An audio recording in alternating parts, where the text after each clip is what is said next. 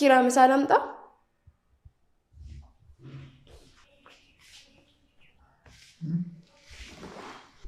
የት ሄደህ ነው እንደዚህ በሀሳብ ጭልጥ ብለህ? የትም። ምን አልሽ? እኔማ ምሳ ላምጣ ነበር ያልኩክ። አይ አራበኝም። ይልቅ ራት ስሪ፣ ናሆም ይመጣል ማታ። ጽናት ይቅርታ፣ ቅድም ስሜት የሆኝ ያስቀየምኩሽ። አንቺ ለእኔ ስታስቢ፣ እኔ ግን ጥሩ ነገር አልመለስኩልሽ።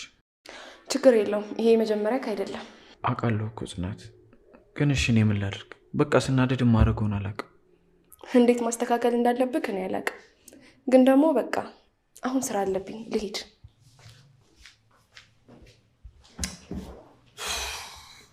ወይ ኪሩቤል፣ መቼ ይሆን ጽናትን መበደልን የምታቆመው?